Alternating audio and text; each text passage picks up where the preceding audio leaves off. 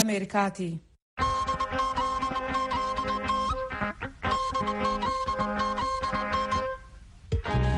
Raadiyoon Sagalee Ameerikaa wiixataa qabee hamma jimaataatti galgala keessaa sa'a 2:00 jalqabee hanga sa'a 3 meetir baandii 22, 25 fi 31 irratti Waashintan DC irraa akka dabarsu sagantaa afaan Oromoo amma jalqaba.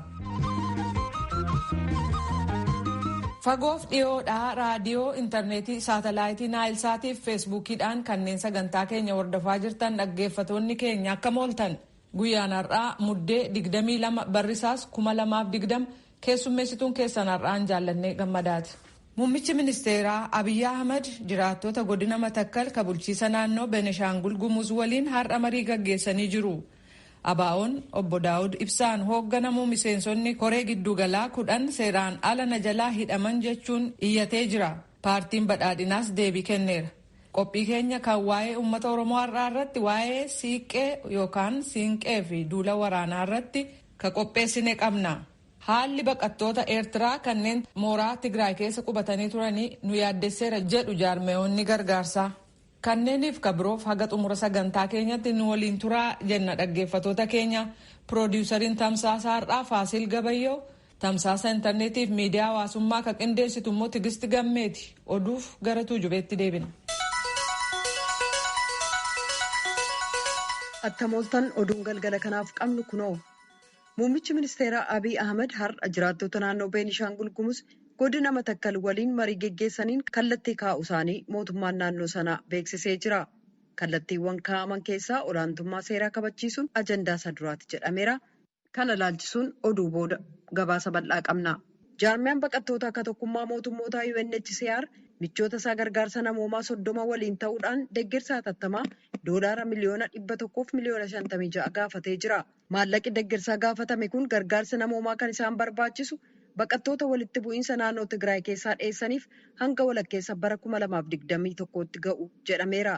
Deeggarsi kun itti dabaluudhaan biyyoonni naannoo sanaa kabiroon sochiin baqattootaatti dabalaa yoo jiraate baqattoota simachuu akka danda'aniif qophee jiru ka cimsu ta'uun ibsamee jira. Torbanneen 6 darban keessa baqattoota 52,000 naannoo Tigraay irraa gara Sudaan gama bahaatti baqatanii jiru. Yeroo dhiyoo baqattoonni haaraan gama seenan lakkoofsi isaanii gad hir'atuyyuu jaarmoliin gargaarsaa kurna hedduu keessatti gandeen baadiyyaa fagoorraa godaantota yaa'an akkasitti arganii kan hin beekne ta'uu ibsanii jiru. Naannoo Amaaraa magaalaa Baahir Daar mooraa siidaa wareegamtootaa jedhamee waamamu keessatti eenyummaa uummattoota naannoo ka bakka hin buune jedhamuun siidaan amanamu hooggana naannoo sanaa olaanaadhaan akka achii kaafamu waan murtaa'eef sanbata darbe kaafamuun paartiin badhaadhinaa naannoo Amaaraa beeksisee jira. Paartiin badhaadhina naannoo sanaa innaa jijjiirama kanaa uummatichaaf waadaa ka seene keessaa seenaa dogoggoraa sirreessuu ka jedhutu keessatti argama. Akkuma kanaan torban kana magaalaa Baahir Daar keessaa uummaticha kan bakka hin buuneef hin ibsine ka jedhaman mallattooleef maqaa jijjiiruuf sochiin jalqabamuu isaatti gaafatamaan damee humna namaaf faayinaansii ka paartii badhaadhinaa obbo Geetinataa Ichaa'u ibsaniiru. Siidaa wareegamtoota uummattoota Amaaraa moggaasa jedhurraa jalqabee jijjiiruuf qorannaan geggeessamaa jiraachuus ibsanii jiran. Buufata xayyaara Baahir Daar kan caamsaa 20 jedhamuun waamamaa ture buufata xayyaara Dajjaazmaach Balaay Zallaqaa jedhamuun akka waamamu koreen waajjira bulchiinsa kantiibaa magaalaa Baahir Daar torbee darbe murteessuun isaanii yaadatama jechuudhaan Asteer Misgaanaa gabaasteetti. Gosi COVID-19 inni haarawaan lakkoofsa namoota vaayirasichaan qabamanii wal'aansaaf mana yaalaa dhaqaniif du'anii ol kaasuusaa aangawoonni eegumsa fayyaa Afrikaa kibbaa beeksisanii jiru. Aangawoonni kun wixata kaleessaa akka dubbatanitti vaayirasiin haaraan 501.V2 jedhamu kun vaayirasii isa duraa caalaa waan daddarbu fakkaata. Hayyoonni saayinsii Afrikaa kibbaa yoo raggaasifame talaalliin COVID-19 vaayirasii haaraa jalqaba Biriteen keessatti mul'ate kana ittisuu danda'uusaa baruuf yaalaa jiran. Weerarri haaraan kun mootummaan Afrikaa kibbaa uggura sochii cimaa handaarri galaanaa ka bashannanaa akka cufamu dabalatee guyyaaf yeroo itti dhugaatiin alkoolii gurguramu akka murtaa'u gochuuf isa dirqisiise. Akka waaltaa qorannaa Yuunivarsiitii Joons Hopkinsitti Afrikaa kibbaa keessaa namoonni 920,922 vaayirasii koronaan yoo qabaman kanneen 24,691 ta'an immoo du'aniiru. Kan dhaggeeffataa jirtan raadiyoo sagalee Ameerikaa sagantaa afaan Oromooti. Koongirasiin Yuunaayitid Isteetsi dandammata deeggarsaa kan rakkoo yeroo vaayirasii koronaa doolaara biliyoona 900 dabalatee bajata dhuma waggaa doolaara tiriliyoona 1.4 raggaasisee jira. Manni maree bakka bu'ootaaf sanatiin lamaanuu tarkaanfii kana raggaasisaniiru. Pireezidaanti Doonaald Tiraamp guyyoota dhufan keessa seera kana mallatteessu jedhamee eegama. Gabaasaa guutuu soraa dhiyeessa. Miseensota paartii Ameerikaa Rippaabilikaanii fi Demokiraat irratti walii galan kana pireezidaanti Tiraamp illee mallatteessuuf isa eeguu jiran. Rippaabilikaanii fi Demokiraat horii kana eenyu akka kennanii fi hagam akka kennanii irratti wal falmaa ba'an. Ameerikaatti akka kaleetti nama miliyoona 18 caal irratti vaayirasii koronaa argan. Dhukkuba kana guyyaatti nama 200,000 irratti argan. Dhibee kun nama 319 akka kanaan galaafate akka gabaasaa Yuunivarsiitii Ameerikaa Joons Hopkins damee qorannoo koronaati. Koronaa kanaan nam miliyoona hedduutti hojii dhabelle qarqaarsama biyyaa qoodu jiran kana haga guddaane nam miliyoona hedduutti doolaara 600 argata. Warri gannatti ammoo horiin inni argatu doolaara 75,000 caalu 600 gad argata. Akka jechi ministeera maallaqa Ameerikaa Steven Mnuchintti namni miliyoonii hedduu torbaan dhufuu jalqabeetiyyuu horii kan argachuu jalqaba. Ameerikaan bitoota dabre keessallee rakkoo koronaatiif jettetti nam miliyoona hedduutii doolaara 1,200 qoodde. Horii kannuu jiran kana keessaa doolarii biliyoona 200 fi biliyoona 84 akka dhaabbileen daldala namaan qaxaruu danda'an jara jajjabeessuuf kennaniif. Tan malee nama hojii hin qabne torbaanitti doolaara 300 gajji 11 qoodaniif. Doolaara biliyoon 900 ta'a koongireesiin murteessitan keessaa biliyoon 82 yuunivarsiitiif manneen barnootaatiif qoodan. Biliyoon 25 akka namni karaa ofirraa baafachuu danda'an. Dhaabbilee mana hidhatee laaftuun namaa maakireessanii qoodan. Doolaara biliyoon 15 manneen tiyaatiriitiif. Doolaari biliyoon 10 tadhibillee manneen barnootaatiif oolmaa ijoolleetiif qoodan. Doolaar biliyoon 4 immoo akka biyyoota addunyaa dhibiin qorsi dhibee koronaa kanaan argachuu danda'an qarqaaruuf qoodaniif. Tan maleellee horii uummata Ameerikaatiif kennan guddaa jira. Akka bulchoota Ameerikaa jedhanitti dhibee koronaa kana kophuun ittiin jirtanii biyyattiilleen isa waliin jirtii jedhan bulchoota Ameerikaa. Qarqaarsi kun jalqaba malee kadhumaallee miti jedhu. Joo Baayiden kan pireezidaantii Ameerikaa tolchanii filanii fi labsaniifilleen waan paartii lamaan irratti walii galan kan guddoo maachi jaaladhee jedha. Qarqaarsi jalqaba malee kadhumaallee miti jedha. Akka fulbaan dhufuutti Ameerikaan bajata doolaara tiriliyoona 1 fi biliyoona 400 qabdi. Horii kan keessa kadhaabbilee gibiraan xiqqeessan. Doolaar biliyoona 45 geejjiba akka baabur karaayyaa ani ka Amtrak faan jajjabeessan. Biliyoon 13 ammoo warri nyaata barbaadu ji'aan ittiin qarqaaran. Walumaagalatti koongireesiin Ameerikaa doolaara biliyoona 900 biyya koronaan rakkiseetiin namni miliyoona hedduu hojii dhabeen qarqaaruuf irratti walii galanii murteessan. Yuunaayitid Isteetsi imaltoonni Biriteen irraa dhufan martinuu ragaa COVID-19 irraa walaba ta'uu isaanii akka dhiyeessan gaafachuuf itti yaadaa jiraachuu beeksistee jirti. Caasaaleen oduu akka gabaasanitti gurmuun duula farra vaayirasii koronaa kan Waayit Haawus wixata kaleessaa wal ga'uudhaan imaltoonni Biriteenii tuunka'in dura sa'aatilee 48 yookaan 72 keessatti vaayirasicharraa walaba ta'uu isaaniif qorannaa geggeessuu akka qaban ka jedhu irratti mari'atanii qajeelfama tolchanii jiru. Qajeelfamni kun ka dhiyaate ennaa biyyoonni 40 ol ta'an sababa weerara COVID-19 inni haaraan Biriteen keessatti mul'ateen imala gamasirraa dhufu rarraasanitti. Hoogganaan waaltaa dhukkubootaa alarjiif daariqaa kan Yuunaayitid Isteetsi Dr. Anthony Fauci wixata kaleessaa akka jedhanitti vaayirasii haaraan kun Ameerikaa keessa jiraachuu danda'a jedhan. Ka Jarman keessa maadheffate hoogganaan kaampanii dawaa BioNTech akka jedhanitti gita isaanii kan Ameerikaa Pfizer waliin ta'uudhaan kan qophaa'e talaalliin COVID-19 vaayirasii haarawaa irratti hojjechuuf carraan qabu olaanaadha jedhan. Uguur Saahin Berliin keessaa tuuta oduuf akka ibsanitti garuu yoo barbaachisaa ta'e talaalliin kun fooyyeffamee torbanneen 6 keessatti ni raabsama. Gamtaan Awurooppaa talaalliin Pfizeriif kan BioNTech biyyooti miseensota isaa ta'an 27f akka raabsamu kan raggaasise yoo ta'u talaalliin ni jalqabaas muddee 27 kennamuuf jira. Oduun galgala kanaaf qabnu kanuma. Kan dhaggeeffataa jirtan raadiyoo sagalee Ameerikaa sagantaa afaan Oromooti.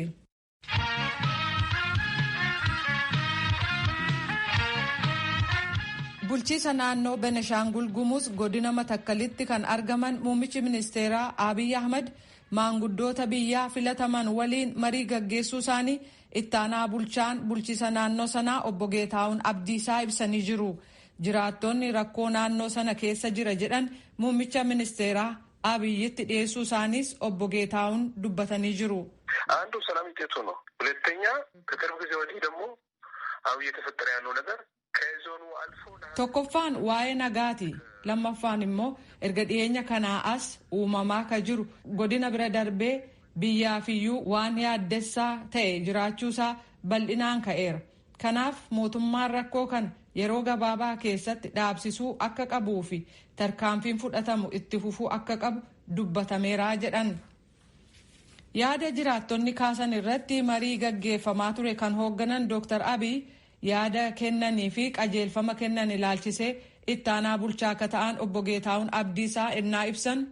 ሃይማኖት መሪ ታዋቂ የሀገር ሽማግሌዎች ተደራጅተው እንደዚህ አሁን የተሸረሸረ የአብሮነት እሴቶች ወደ ቦታው የሚመልስበት እድል hoogganoonni amantii maanguddoonni biyyaa gurmaa'uun walii wajjin ta'uu amma gada deemaa dhufe iddoo duriitti deebisuuf hojjechuu shiftoonni daggala keessa jiran yeroo dhumaatiif tarkaanfiin irratti fudhatame namoonni nagaa fi uummanni qe'ee irraa godaane gara qe'eesaatti akka deebi'u kana malees bulchiisi naannoo ollaa walii taane wal gargaarree akka hojjennu haalli itti misoomi itti jajjabaachuu qabu irratti dubbatameera jedhan.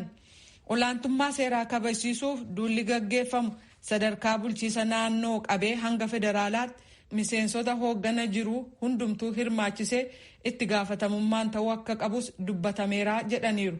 ችግሮቹ እንዲፈቱ በርካታ ጥረት የሚያደርጉ አመራሮች እንዳለ ቢሆንም ጥቂት የሚባሉ rakkoo jiru furuuf hoogganni cimaan hedduun akkuma jiru xiqqoon garuu dadhabina hoogganaa ka qaban ni jiru hanqinni hin jiru jechuun hin danda'amu. Kanaaf hojiin kun hooggana guddaan gaggeeffamuu akka qabu irratti dubbatameera. Kunis sadarkaa gadii kaasee hanga olitti ta'uu akka qabu ibsameera.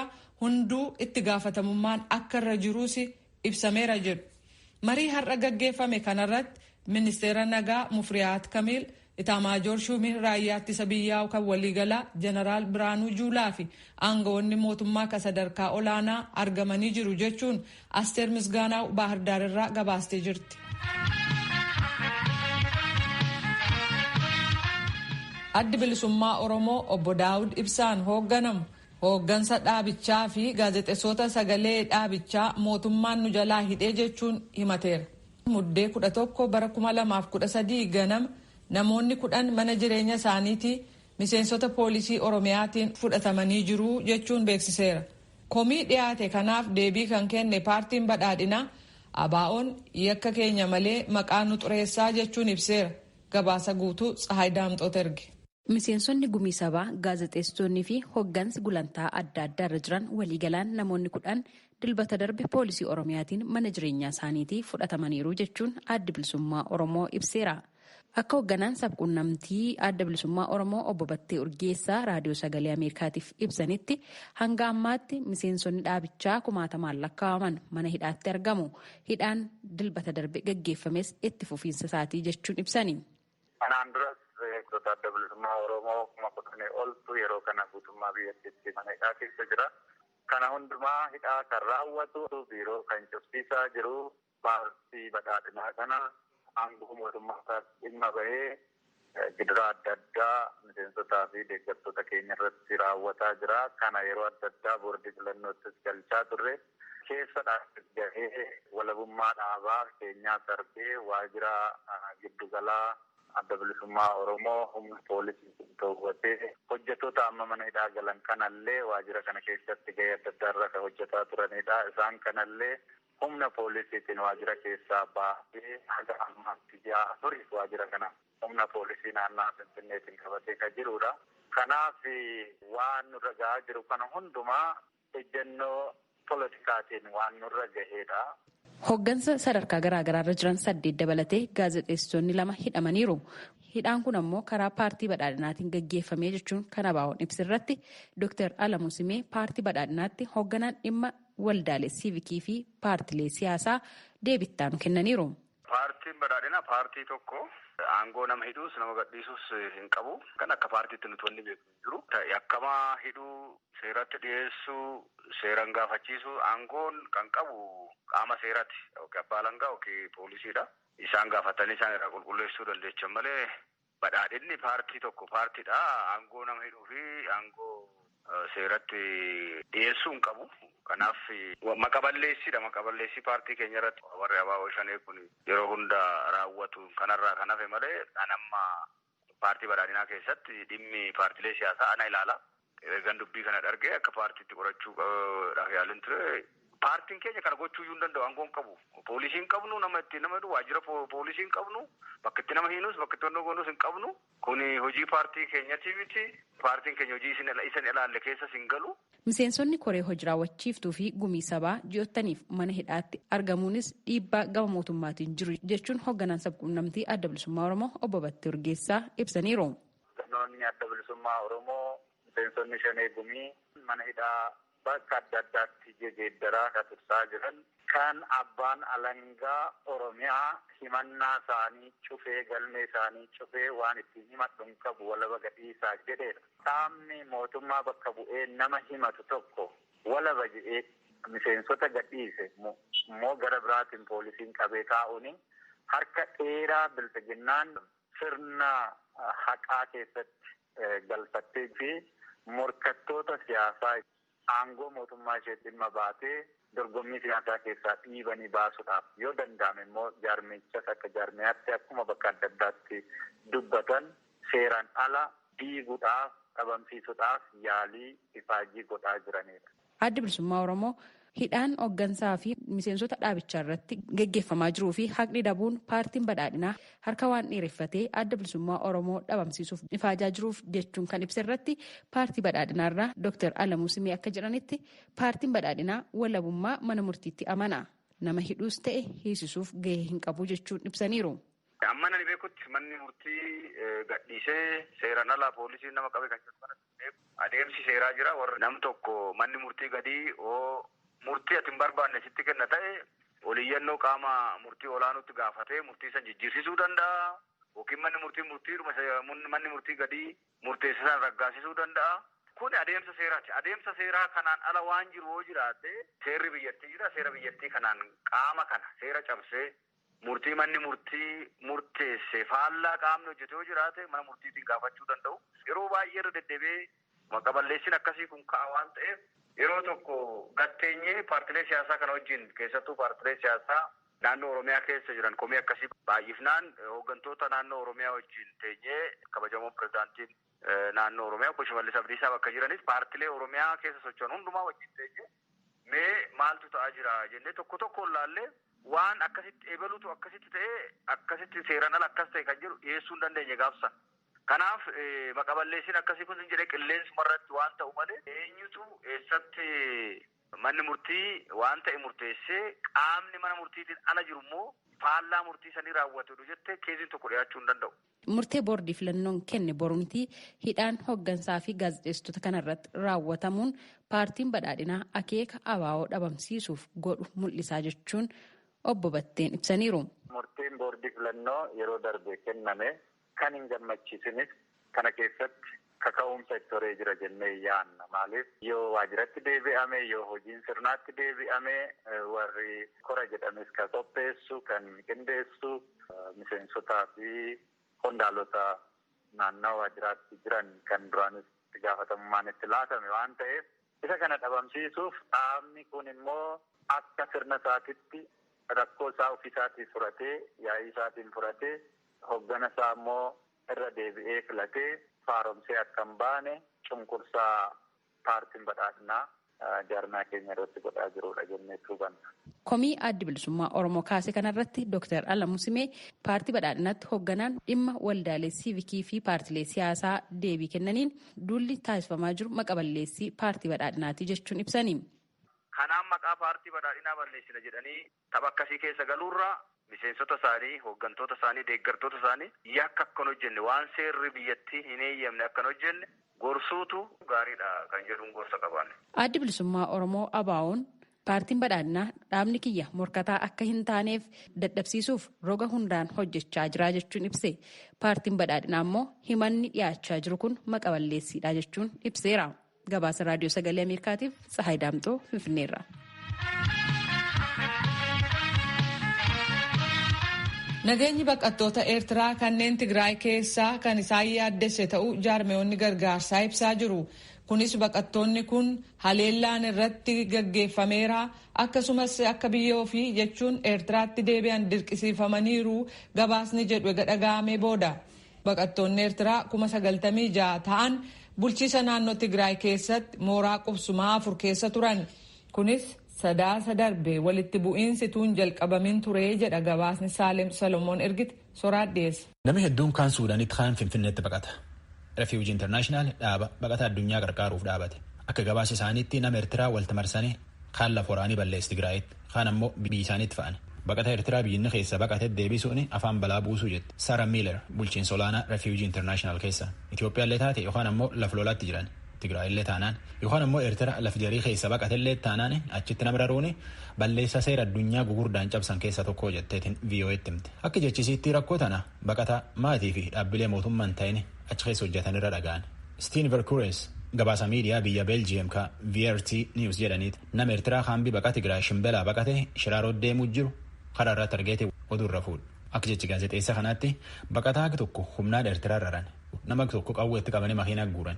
Chris Malzeer dhaaba qarqaarsa baqataa tokkummaa mootummootaatti garee qarqaarsa muddamsuu damee Itoophiyaa keessa hojjeta. Akka inni VOA'tti iimeeliin himetti miilootii isaa ammallee kaambii baqaa 4 dhaquuf eeyyama hin arganne. Taatullee kaambii baqaa 2 keessatti midhaaniif qarqaarsa akka namaa qootuu jiran jedha. Wanni baqataa tolchuu jiran akka jechisaatti waan guddoo fuulhamtuuti. Kaambii baqaatii nam guuranii nam fixuu jiran. Humnaan achi keessa nam guuruu jiranii jecha dhaga'uu jirtuun ammoo waan namni yaaddeessaatii jedha Chris. Tuni mirkan taanaan seera addunyaati ala taatullee dharaa dhugaasii nu qorachuu hin dandeenyu jedha. Rakkoon tuni bulchoota Ameerikaallee yaaddessuu jirti. Seneetarii Niw Jeersii paartii Deemokiraati Koorii Buukerii fi seneetarii Indiyaanaa paartii Ripaablikaan Taadi Yang warri walaa dhufuun nama nagaa lol dura gorsuu malee baqachiisuu malee jedhanitti irratti walii galanii barreessan.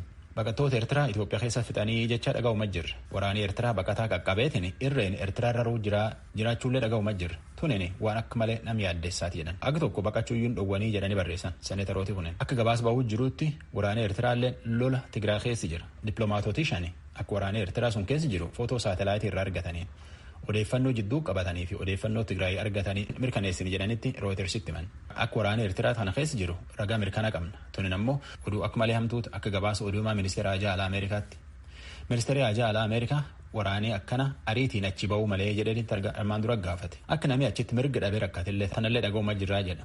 Tanaaf warri tan keessa qooda qabu cuftinuyyuu seera addunyaa mirga namaatiif eeguun baafatte ulfeessuu malanii jedha. Ministeera Haajaa Alaa kun oduumaa ministeera Haajaa Alaa Ameerikaa mootummaa isaaniitii fi jaalleewwan isaanii addunyaa keessa jiranii akka dubbii tana qaama walabaatiin qoratan warra balleessaa qabullee balleessan jabeessanii gaafatan fedhu. Akka nagaan baqataa eegamuu malee lafti nagaa deebi'uu malte dhowwa malee namni Tigraay keessa yoo baqachuu fedha akka baqatulleen gaafannaa jedha gargaarsa argatu gaafannaa jedha. Taatullee ministeera odeeffannoo Eertiraa Yemaanee Gabra Masqal waan baqattoota Eertiraa Tigraay keessatti dhibuu jira tokkummaa mootummootaatti itti gaafatam jedha. Haga ganna hurnya lamaa olitti UNHCR itti gaafatama addunyaan itti kan itti gattetti seera uummata Eertiraatiin diqqeessutu baafattee hojjechaa baatee jedhe Yemaaneen ergaa jaan duratti Twitter irratti barreesseen. UNHCR tana maleellee duuluma qaballeessii jirtii jedha oduumaan kunin. Redwaan Huseen oduumaa mootummaa Itoophiyaati. Eegee garee tokkummaa mootummootaatti dhukaasanii asitti namni tokkolleen eeyyama malee akka fedhe naannoo keessa deemuun hin taatu. Lafa keessa ba'uun qabdan jedhanii karaa namatti himanii jiraa jedhe. Muddee dabarte keessa Rooyitersitti itti gaafatamaan kunin. Tanum keessa waan akkana keessuuf buusanii jedhe. Akka dhaaba baqataa addunyaa qarqaara Refuujii Intarnaashinaal keessa Miiler jettetti jireenyi baqataa kaambii Tigraay keessa jiru waan akka malee hamaati. Waan hedduutti baqataa guutamuu qaba. Tokkummaan mootummoota akka jechi Miileritti kaambii sun keessa nyaata, qorsa, gaazii fi waan hedduu namaa maleetti jira. Namni argachuu malee jira. Namni midhaaniif qarqaarsa barbaada kaambii keessa yaa'uu jiraa jedha. Warri miilaan baqatelleen qarqaarsa argachuu malee jedha. Akka dhaaba baqataa qarqaaru Refuujii Intarnaashinaalitti namni lubbuun baqatu gar fedhe baqachuu danda'a. Lafa namni keessa baqate deebisuu malle. Warra Eertiraa baqatellee akkuma kana irreen achitti raruun waan akka malee nama yaaddeessaati jedha.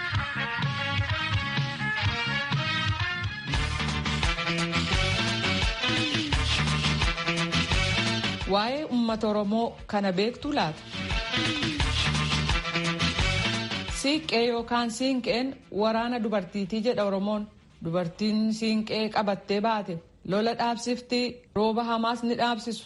Ministeerri Aadaa fi Turizimii Federaalaa kitaaba qorannaan deeggarame siinqee jedhu gahee dubartoonni Oromoo nagaa eegsisuu keessatti qaban ibsu maxxansee jira.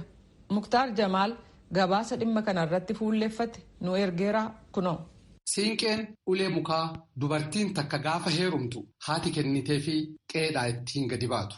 Siinqeen dubartiidhaaf waan hunda gaachana isii rakkoo ittiin baraartu akkasumatti ammoo waan hamaa biyyatti dhufellee kan waaqa ittiin kadhatteetiniin uummatarraa ittiin dhaabdu. Siinqeen waraana dubartiitii jedhama. Siinqeen sirna gadaa Oromoo keessatti dubartoota aangoomsuu fi miidhaarraa isaan baraaru akkasumatti ammoo gahee hawaasummaa, diinagdee fi siyaasaa akka shoora taphatan ittiin isaan taasisuudha. Dhimma kanaan walqabatee ministeerri aadaa fi tuurizimii Oromiyaa shoora siinqee keessatti dubartoonni Oromoo taphattu kitaabaan maxxanseetiniin afaan Amaaraatiin dubbistootaaf dhiheesseetiniin jira. Aadde Waynisheet Hayilamaariyaam ministeera aadaa fi tuurizimii federaalaatiitti daayireektara dhimma dubartoota dargaggootaa fi daa'immaniiti. Aadaan kun akka bal'atu akka guddatu shamarran irratti dargaggoota irratti akka dargaggoonni shamarran akka beekan sabni isaanis immoo akkanumatti aadaa kana beekee akka guddisu ofitti deebi'uu kan jennu kana aadaa ofii guddisuu kan jedhu kana isarratti hojjechuudhaaf baay'ee yaalaa jira. Aadaaf turizimiin Oromiyaa wajjin Oromiyaa aadaaf turizimii wajjin ta'uudhaaf jechaadha. Aadaan kun aadaa guddaadha. Dubartoonni siinqee yeroo garagaraa qabataniitiin sirnaa fi yeroo rakkootti illee ittiin bahatu. Sirni dubartoonni mirga ofii ittiin kabachiisan hamaa biyyarraa ittiin kadhatan ateetee jedhama. Sirna ateetee keessatti waa hedduutu gahee hawaasummaa diinagdee fi siyaasaatiin illee taphatama jedhu. Aadde Saaraa Duubee namoota qorannaa fi qophii kitaaba kanaa keessaa shoora qabanii fi ogeettii dhimma aadaa biiroo aadaa fi tuurizimii godina Arsii Lixaati. Siinqeen sirna gadaa keessatti seeraan dubartiin akka itti fayyadamtu kan kennameef kunillee gaafa goraatii fi gaafa falaatiif itti fayyadamtii keessattuu gaafa goraa yoo jennu walqixxummaa koorniyaatiin wal qabatee gaafa mirgi isii walqixxummaa isii keessatti mirgi isii tuqamee gama diinagdeetiinis haa ta'u gama hawaasummaa siyaasaatiin mirgi isii tuqameetiin jedhe gora mataa isii akka walii birmattu. Dubartii miidhaan irra gahee takka nama san rakkoo isaa dhaqqabduuf waan jettutu jira. Mee achi keessaa faaruu yeedaloo guutuudhaan dhageeffattoota nu yaadachiisa yookaan immoo warra hin beekneef nu hima Aadde Saaraa. Ateeteen kun ateetee salaatii fi ateetee goraatitu jira. Ka goraa jedhee duratti isin ibse fakkeenyaaf yoo deettuun dhaanamtee jetti deettuu tana dhaanamuu himatu ililfatee na dhaani jetti. Deettee dhaanamtee deette waan mirgi fi akka sarbame beektu itti ililfatti. Gaafa itti ililfatte ta'ollaa maaliif ililfatte laata jettee jalaa caqaftee kaatee gara mana isiititti haawwanni Oromoo gaafa eelii dhageetti waraana ofii kana fudhattee manaa baati. Gaafa waraana ofii fudhattee manaa baatu afaan qullaa akkanaan hin baatu. Gamaa gamanaa taafte illee akka dhageettu faaruu jechutu jira. Walaloof yadaloof danda'een intala ayyaa dhageettee oduun si geettee jedhaa eelfatti. Ammallee tagamaa fiigaa dhufte mana biraatii baatu illee intala ayyaa nageettee oduu dhageettee jedhaa wal jalaa baati. Achii walitti dhufan maali? Yoo walitti dhufaniif jedhanii abbaa ebaluutisu deechuudhaani. Deechuudhaanuu kana adda baafatanii ka'anii booda intala ayyaa dhageettee oduun si geettee ateetee irqammuu baala meejaaltoo amaa dirmammuu laalaa jetti. Ifiin himatte dirmammuun tun laaluu arrabaati moo laaluu uleen dirmammuu ishii irratti baase ka jedhu. Dirmammuu eega dhayaa argite yookaan arraba ta'uu yoo itti matteetiin jetti.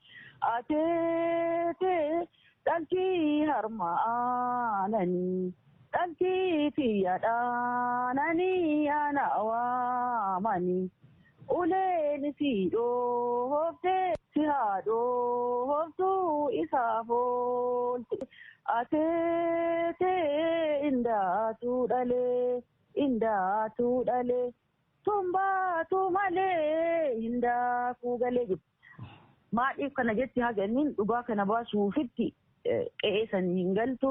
Taa'eeti manguddoon haawwata buleeyyii gaafatanii maali rakkoon jedhanii itti himtii dhaltii harma'ananii deettuu adda qana fa'aa tahidha fi hin jabeeffanne wayyooma keessaa baheetiini wayyuu nadhaan jettee himtii sanii booda dhugaa arganii jedhan dhaltii makkasii qali jedhanii lubbuutti fuudhanii. Yeroo rakkoon dhufe ka dubartiin jettutu jirallee jedhama. Rakkoolee akkamii fa'aatti ateeteen kabaatu achirratti illee maal akka jedhan faaruu wajjin osoo nu kaastanii. Dhaggeeffatoota keenyaa deebii gaaffii kanaaf kanneen biroof torbee walitti deebinaa. Muktaar Jamaal hedduu galateeffanna.